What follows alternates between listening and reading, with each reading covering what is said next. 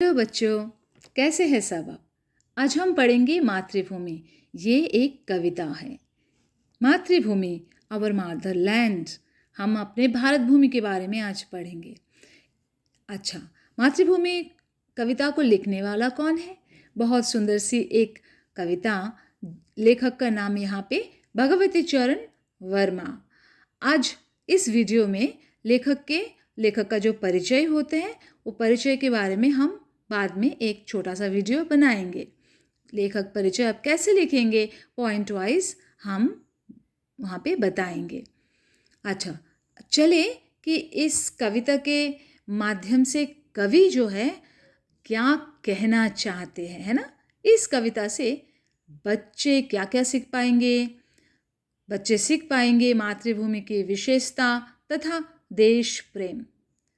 तो लेखक यहाँ पे इस कविता के माध्यम से आपको सिखाएंगे कि ये कविता आप सब बच्चे के लिए है और आप अपने देश के प्रति क्या आप कौन कौन सी सतर्कता अवलंबन करेंगे, मतलब आप क्या क्या वैसे चीज़ ऐसे काम करेंगे जो अपने मातृभूमि की रक्षा के लिए काम आए, है ना? और आपको अपने मातृभूमि के प्रति सदा प्रेम करनी चाहिए। जब आपके मन में प्रेम हो, सद्भाव हो और आपके मन में सद्विचार हो अपने देश के प्रति, अपने मातृभूमि के प्रति, तभी आप अपने मातृभूमि की रक्षा के बारे में सोच पाएंगे। लेखक यही बताना चाहते हैं बच्चों को कि देखो मातृभूमि का विशेषता क्या है। आइए चले हम फर्स्ट स्टंजा को देखें। मातृभू शत शत बार प्रणाम। मातृभू शत शत बार प्रणाम। मातृभू का अर्थ क्या है? मदरलैंड, है ना? शत शत का अर्थ क्या है? 100 टाइम्स। प्रणाम का अर्थ क्या है? जब हम ग्रैटिट्यूड्स दिखाते हैं, जब आप सैल्यूट करते हैं बेसिकली, है ना? तो आप कोई एक अर्थ को आप यहाँ पे समझ लीजिए। तो लेखक यहाँ पे अपने मातृभूमि को क्या शत शत बार नमन कर रहा है, यहाँ पे बार बार प्रणाम कर रहा है यहाँ पे मातृभूमि को, अपने मदरलैंड को, है ना? The poet saluting 100 times gratitudes towards motherland, right? Bharat भूमि को प्रणाम कर रहे हैं बार बार। शत शत, शत का अर्थ 100, तो 100 बार प्रणाम कर रहे हैं यहाँ पे। जैसे जब आपके जन्मदिन में आपके दोस्त, आपकी सहेली अगर आपको कुछ गिफ्ट, कुछ तोहफा दे, तो आप बार बार क्या करते हो? थैंक्स, धन्यवाद दर्शाते हो ना, धन्यवाद कहते हो ना, आप ग्रैटिट्यूड्स फील करते हो। तो यहाँ पे भी लेखक भगवती चरण वर्मा जी ने बार बार अपने मातृभूमि को प्रणाम कर रहे हैं। क्यों किस लिए प्रणाम कर रहे हैं यहाँ पे? नेक्स्ट लाइन पे हमें पता चलेगा। लेकिन अब तब तक आप यह जान लो कि अगर आपको कोई आपके कोई अपने लोग, अपने दोस्त, माता पिता और जो भी है आपके बारे में कुछ अच्छा काम किया, आपके लिए कुछ सहायता करने की कोशिश की, तो जैसे आप उन सब के प्रति अपना धन्यवाद जताते हो, बड़ों को बार बार प्रणाम करते हो, वैसे ही यहाँ पे लेखक भी अपने भारत भूमि को बार बार प्रणाम कर रहे हैं। क्यों? क्योंकि भारत भूमि जो है क्या है? चलिए देखते हैं नीचे। अमरों की जननी। अमर का अर्थ क्या है? Immortal, the one who never die, है ना? अमरों की जननी। तो यहाँ पे जननी जो है मदर, जननी का अर्थ क्या है? एक्चुअली जननी का अर्थ है मदर, पर वी आर टॉकिंग अबाउट, यहाँ पे हम किसके बारे में बात कर रहे हैं? हमारे मातृभूमि के बारे में, हमारे मदरलैंड के बारे में। जहाँ आपकी जन्म होती है वही आपका मातृभूमि हुआ ना। तो जिस जगह में, जिस स्थान में, जिस देश में जिस राज्य में आपका जन्म हुआ उसी स्थान को हम कहते हैं मादरलैंड, मातृभूमि। तो यहाँ पे अमरों की जननी, अमरों की जननी किसको कह रहे हैं यहाँ पे? अपने मातृभूमि को कह रहे हैं। क्यों? क्योंकि तुमको शत शत बार प्रणाम क्यों कर रहे हैं लेखक यहाँ पे?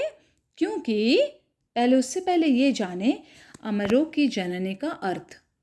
अमर, यहाँ पे अमर का अर्थ है जो ऑलरेडी जिनकी मृत्यु हो चुकी है, लेकिन मृत्यु के बाद भी हमारे दिल में क्या अमर है, हमारे दिल में अभी भी क्या जिंदा है। और यहाँ पे अमरों की जननी इसलिए कहा गया है कि मातृभूमि जो कई महान पुरुषों को जन्म दी है ना।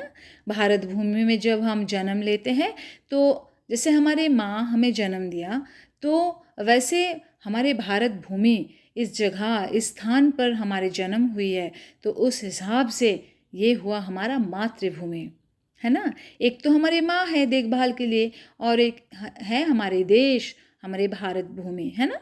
तो उस हिसाब से अमरों की जननी मतलब हम सब भारत की है ना, इस देश के बच्चे हैं, है ना, हम इस देश के बच्चे हैं। सो इस देश को जन्म देने वाले कौन है? हमारे भारत माँ।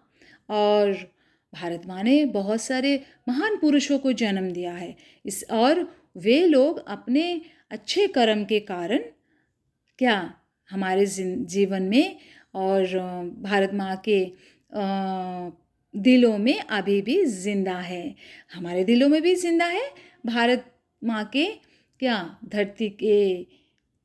तो पता चला अमरों की जननी क्या है? जब भारत भूमि ने क्या अच्छे इंसानों की जन्म दी, और वही इंसान अच्छे काम की, और अच्छे काम के दौरान अच्छे काम करने के कारण हमारे भारत भूमि क्या महान धन्य हुआ है। और वही जो महान व्यक्ति, महान पुरुष, क्योंकि अपने भारत भूमि के लिए कुछ अच्छा काम करे, हमेशा रक्षा करने की कोशिश की, और अंग्रेजों को हाथ से हमें बचाने की कोशिश की, और अंततः और क्या फाइनली हमें आज़ादी भी मिली। तो आज़ादी मिली है, कितने महान काम है ना। नहीं तो आज भी हम अंग्रेजों की गुलामी से नहीं छूट पाते थे, है ना। तो इसीलिए अमरों की जननी कह रहे हैं यहाँ पे। जैसे अगर कोई आप में से कोई एक बहुत अच्छा डॉक्टर बन पाओ, है ना, तो आगे जाके आप क्या करोगे? भारत के, अपने देश के लिए, अपने देश के प्रति तो एक कर्तव्य होता ही है। तो जब आप अच्छे डॉक्टर बन गए तो आपका काम है लोगों की सेवा करना। तो आप जैसे ही लोगों की सेवा करोगे तो सेवा होनी चाहिए क्या? निस्वार्थ सेवा होनी चाहिए। जब निस्वार्थ सेवा करोगे तब हो गया क्या? सबके चहिता, और सबके दिलों में आप राज करोगे, क्योंकि आपका जो काम है लोगों की सेवा करना। और सेवा कैसे कर रहे हो? निस्वार्थ, है ना। सेल्फलेस डिवोशंस जब आपके अंदर होगा तब आप सबके दिलों में राज करोगे। हम मरने के बाद भी हम अमर बन जाएंगे, लोगों के दिल में क्या अमर बनकर हम रह पाएंगे। तेरे ऊर में शायद गांधी, बुद्ध और राम। क्या कह रहे यहाँ पे कवि? कवि कहते हैं कि यहाँ पे तेरे ऊर में, ऊर का अर्थ क्या है? दिल, हार्ट। तो किसके हृदय में? किसके हृदय में? मातृभूमि के हृदय में, हमारे भारत भूमि के हृदय में कौन बैठे हैं? कौन है? कौन उनके दिलों में अभी भी जिंदा है? गांधी, बुद्ध और राम। क्यों? क्योंकि यही सब महान पुरुष अपने देश के लिए बहुत अच्छे अच्छे काम किए, अपने देश को क्या गुलामी से बचाए, आज़ाद करवाए, हमें क्या आध्यात्मिकता की ओर हमारे बुद्ध, राम, हमें गांधी जी हमें क्या आध्यात्मिकता के बारे में बताए, और सच्चाई की राहों पर चलने के लिए हमें प्रेरित किए, है ना। गांधी जी हमेशा सच बोलते थे, सच करते थे, है ना। सत्य तो उनकी प्राण थी, और धर्म उनकी आत्मा, याद है? तो और जो अहिंसा, अहिंसा के लिए लोग गांधी जी को जानते हैं। अहिंसा के रास्ते पर चलना हमें गांधी जी ने सिखाए, बुद्ध राम ने सिखाए कि सच क्या है, सत्य क्या है ना? तो ऐसे महान व्यक्ति किसके ऊर में, किसके हृदय में अब रहता है बताओ?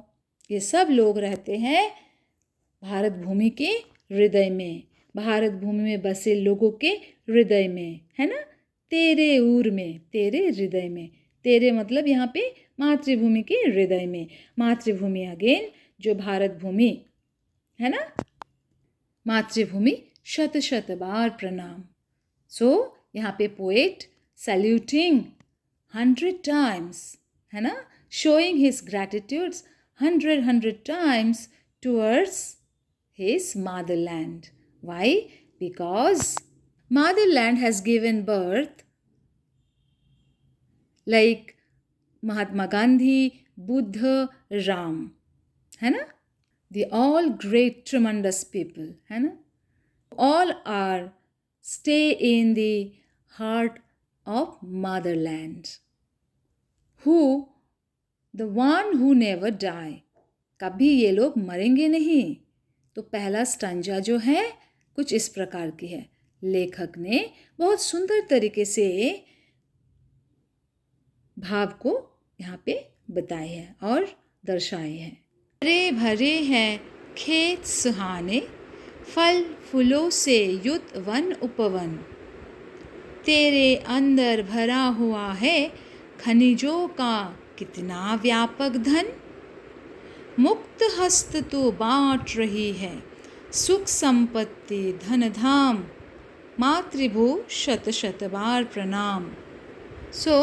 हमें यह दिखाई देगा हरे भरे है खेत सुहाने, सुंदर सी खेत है ना, हरा भरा, जहाँ भी देखो हरियाली है, हरियाली ही हरियाली है ना, एवरीवेयर ग्रीन।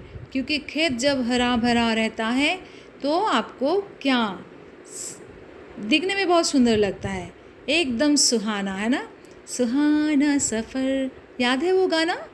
तो हरे भरे हैं खेत जो सुहाने हैं, बहुत सुंदर दिखने में है, और फूल फलों से युक्त वन उपवन, वन उपवन का अर्थ है फॉरेस्ट, ओके। सो फल फूल हमारे हरे भरे खेत में क्या क्या है?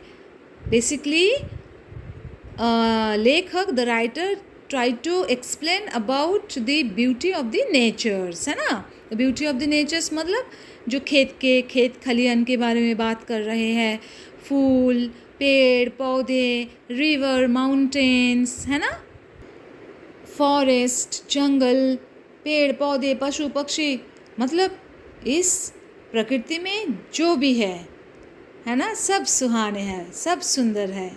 तो कभी यहाँ पे कहना चाहते हैं कि हरे भरे खेत को देखो, इस फूल फल फूलों से युक्त वन उपवन, मतलब वन उपवन जो है हमारी जो प्रकृति ये फल फूलों से लदे है, भरे है ना। तो यहाँ पे एक्सप्लेनेशन किसकी हो रही है? प्रकृति माँ की हो रही है, सुंदरता की हो रही है उनकी, है ना। तेरे अंदर भरा हुआ है खनिजों का कितना व्यापक, खनिज मिनरल्स एज वी नो, है ना, ये सब हमारे भूमि के नीचे अगर आप खुदाई की काम करोगे, है ना, मट्टी के नीचे जैसे काम चलते हैं, और मट्टी के नीचे से, धरती माँ के नीचे से ये सारे चीज़ें मिनरल्स हमको दिखाई पड़ती है ना, हमको मिलती है। बहुत कितना व्यापक धन आपके धरती माँ के अंदर में समाये हुए है, मतलब धन का अर्थ क्या है? वेल्थ। व्यापक बोले तो क्या है? स्प्रेडेड ऑल ओवर, मतलब है ना, स्प्रेड अक्रॉस जिसे कहते हैं हम लोग। तो कितने सारे मिनरल्स, कितने सारे धन, कितने सारे वेल्थ आपके क्या प्रकृति में ही ये सब मिलती है ना। और प्रकृति माँ दिखने में क्या, जब हरी भरी पूरा धरती खेत खलियान हो जाती है तो एक नई दुल्हन बन जाती है। कौन? धरती माँ नई दुल्हन, भारत माँ नई दुल्हन बन जाती है। तो यहाँ पे कवि कहना चाहते हैं कि खनिजों का भी एक भंडार है ना। अगर आप क्या मट्टी को बेसिकली मट्टी के नीचे है ना, मुक्त हस्त तो बांट रही है। का अर्थ क्या है? मुक्त मतलब फ्री, यहाँ पे फ्रीडम की बात हो रही है। हस्त मतलब हाथ, बांटना मतलब क्या? टू गिव है ना, बांटना देना। यहाँ पे मुक्त हस्त तो बांट रही है का अर्थ क्या है? प्रकृति माँ, नेचर हमें बहुत कुछ देते हैं ना, नेचर गिव्स एवरीथिंग, फूड, हाँ, फिर मेडिसिन, देन वृक्षों से हमें लकड़ी मिलती है, वुड और ऑक्सीजन, है ना। There are many things right. तो इसके बदले में क्या मातृभूमि, क्या प्रकृति, क्या भारत माँ आपको पैसे मांगते हैं?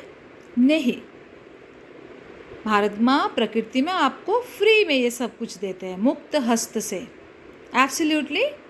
कोई क्या पैसे नहीं लेते, कोई इसके पीछे प्राइस नहीं लगाते, प्राइस टैग नहीं लगाते, है ना।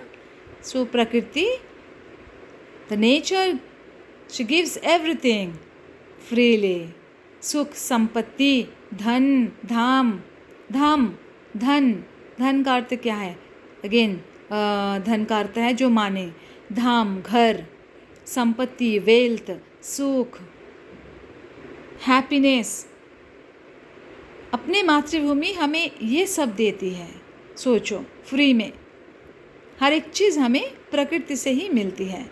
इसलिए प्रकृति का नियम जो है, जो भी नियम, हमें उल्लंघन करना नहीं चाहिए। We should not break the natures law, we must act according to the natures law.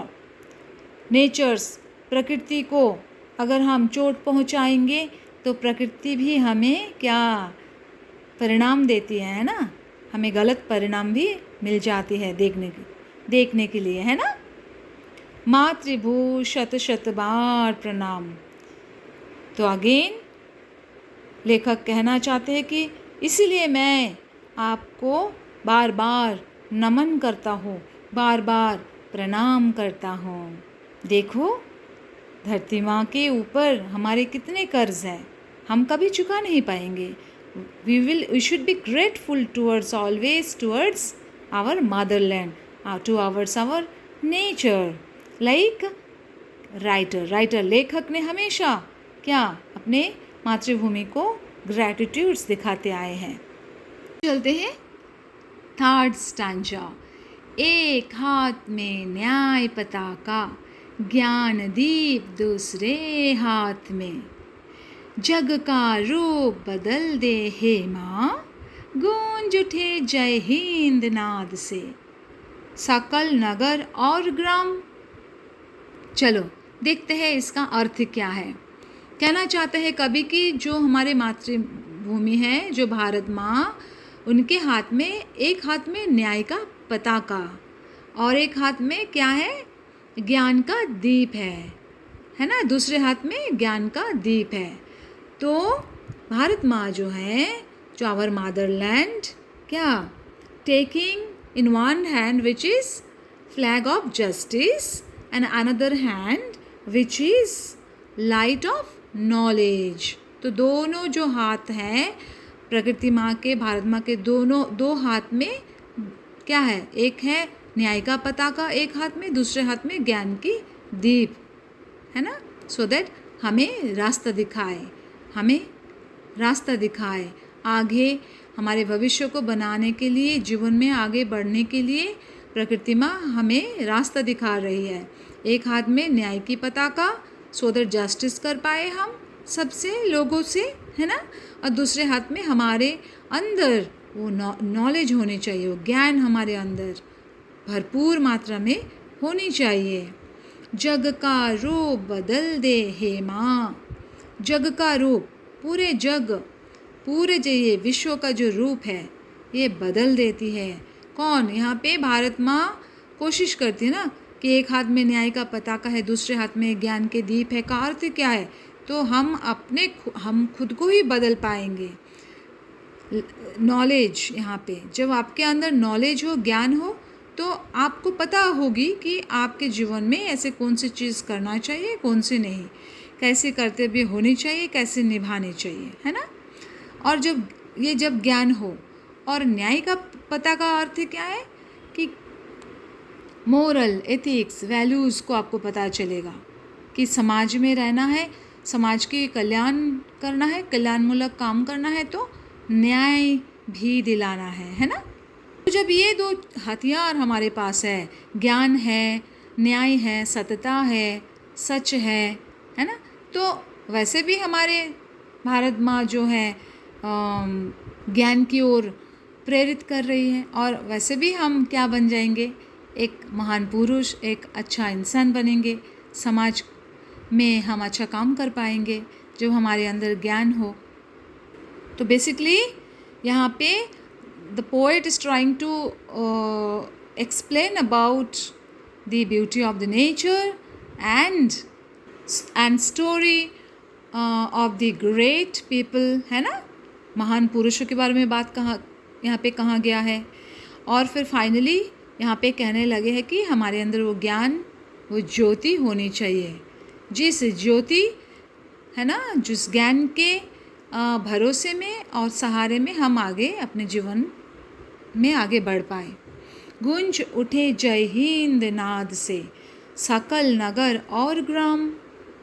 तो यहाँ पे कह रहे हैं कि अरे आप सब जो भेदभाव को छोड़ो क्योंकि भारत भूमि एक ऐसी भूमि है जहाँ अनेकता में एकता क्या बनाए रखती है ना।